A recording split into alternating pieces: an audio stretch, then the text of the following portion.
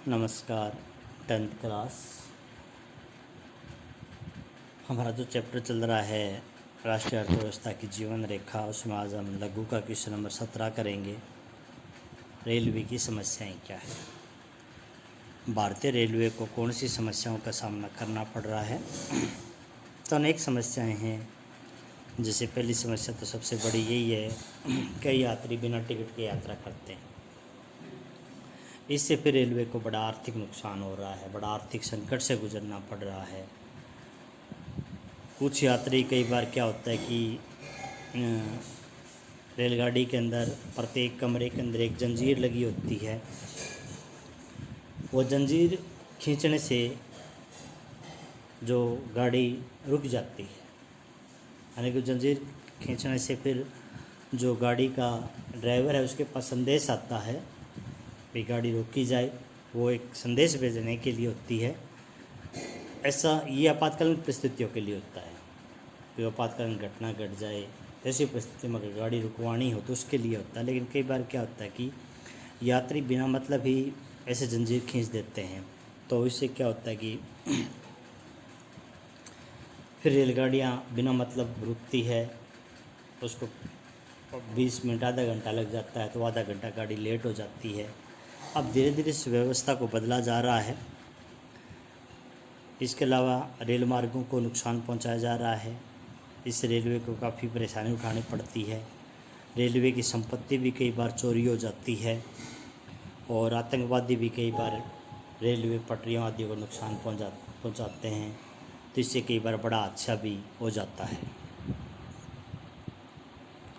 सामान्य संचार के साधन और जन संचार के साधनों में अंतर क्या है। कई बार पढ़ चुके हम, डाक, तार, टेलीफोन ये सामान्य संचार के साधन हैं, क्योंकि इनमें हम अपने व्यक्तिगत संदेश हैं वो एक दूसरे के पास पहुंचाते हैं। जबकि जन संचार के साधन जैसे रेडियो है, टेलीविज़न है, ये बिल्कुल दूसरी तरह का काम करते हैं कि ये सूचना एक साथ कई लोगों तक पहुंचाते हैं।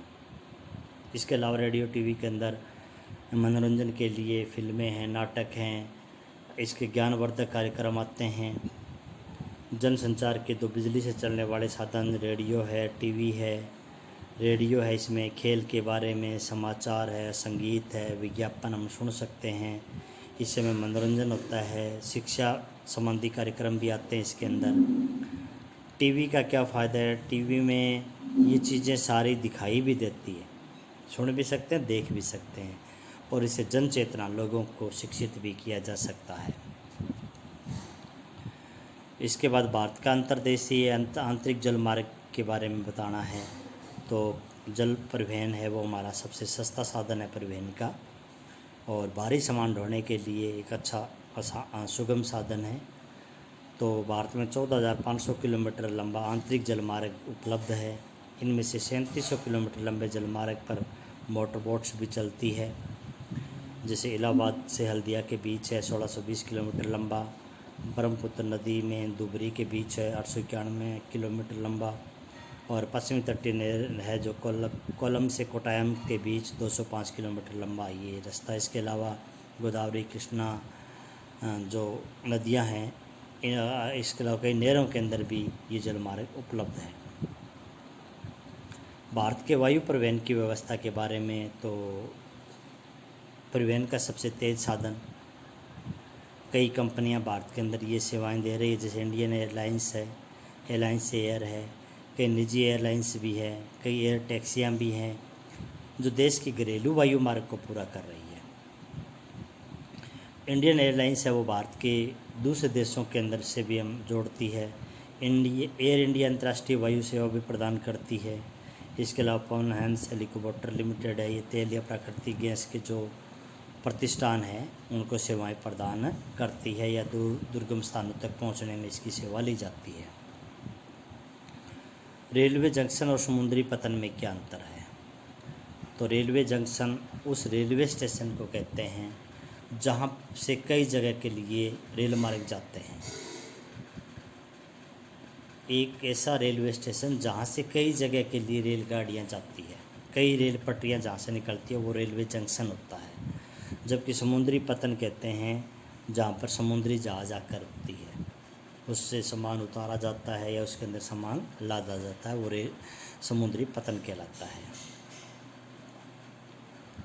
भारत में पर्यटन उद्योग का क्या फ़ायदा है? जो पर्यटन उद्योग हमारा है काफ़ी विकसित है, तो इससे एक तो राष्ट्रीय एकता की भावना बढ़ती है, क्योंकि पर्यटन उद्योग है ना, वो जैसे ताजमहल है, ये एक पर्यटन स्थल है हमारा। तो ताजमहल वैसे तो आगरा में है, उत्तर प्रदेश में, लेकिन ये पूरे भारत के लिए एक गौरव की बात है। सभी भारत के लोग, चाहे वो केरल का है, चाहे वो तमिलनाडु का है, वो इसके ऊपर अपना गर्व महसूस करता है भी हमारे देश में ताजमहल है। तो ये एक राष्ट्रीय, ताजमहल को नुकसान होना, पूरे देश के लोग उसको अपना मानते हैं, तो इससे एक राष्ट्रीय एकता बढ़ती है। अंतर्राष्ट्रीय सूझबूझ, क्योंकि जो पर्यटन स्थल होते हैं वो विदेशी पर्यटक आते हैं, आपस में प्रेम भावना बढ़ती है विदेशियों के साथ, हस्तशिल्प को बढ़ावा मिलता है। देश में हर साल लगभग कहता 26 लाख विदेशी पर्यटक आते हैं, जो अरबों रुपए की विदेशी मुद्रा उनसे हमें प्राप्त होती है। एक किस्म का अदृश्य व्यापार हमारा बढ़ रहा है और पर्यटन स्थल पर 1.5 करोड़ से ज़्यादा लोगों को रोज़गार मिल रहा है और ये उद्योग एक बड़ी संख्या में लोगों को रोज़गार प्रदान कर रहा है। आयात और निर्यात में क्या अंतर है? तो जो दूसरे देश से हम सामान मंगवाते हैं वो आयात होता है। जैसे हमें बड़ी बड़ी कई बार मशीनें मंगवानी पड़ती है और दूसरे देश से जो सामान भेजते हैं वो निर्यात है। जैसे बाहर से मसाले हैं, चाय है, कॉफ़ी है, ये निर्यात की जाती है। भारत का विदेशी व्यापार, तो हमारा 95% विदेशी व्यापार जल मार्ग से होता है, समुद्री मार्ग से। हमारा विदेशी व्यापार ब्रिटेन से, अमेरिका के साथ है। भारत उन वस्तुओं का आयात करता है, जैसे बड़ी बड़ी मशीनें जो हमारे औद्योगिकरण के लिए ज़रूरी है। देश की जनसंख्या और क्षेत्रफल की दृष्टि से भारत का व्यापार कम है और हमारा निर्यात की अपेक्षा आयात हमें ज़्यादा करना पड़ रहा है। किन्हीं 4 समुद्री बंदरगाहों के नाम और उनका महत्व, तो कांडला है गुजरात में, खनिज तेल, पेट्रोलियम उत्पाद, खाद, नमक, कपास, चीनी का यहाँ से व्यापार होता है। मुंबई बंदरगाह है हमारी सबसे बड़ी बंदरगाह, जहाँ से विदेशी व्यापार सबसे ज़्यादा होता है। कोच्चि है केरल में, ये एक प्रमुख बंदरगाह हमारा, यहाँ से पेट्रोलियम, उर्वरक, अन्य वस्तुओं का निर्यात करते हैं हम। चेन्नई भी हमारी पुराने बंदरगाहों में से एक है, यहाँ से भी कई वस्तुओं का आयात और निर्यात करते हैं। कांडला, नेवासवा, हल्दिया बंदरगाहें क्यों बनाई गई? तो हमने पहले भी पढ़ा था कि पहले एक कराची बंदरगाह होती थी, तो कराची बंदरगाह जब देश का विभाजन हुआ तो कराची बंदरगाह पाकिस्तान के हिस्से में चली गई। तो पाकिस्तान के हिस्से में जाने से अब जो हमारे मुंबई और कोलकाता बंदरगाह थी, इनके ऊपर काफ़ी भीड़ हो गई।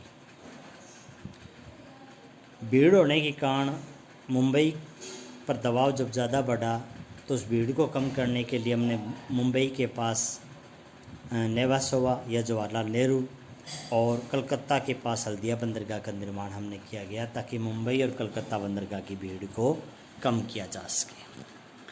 तो ये 27 तक क्वेश्चन आप याद करोगे और लिखने का काम आपका क्वेश्चन नंबर 23।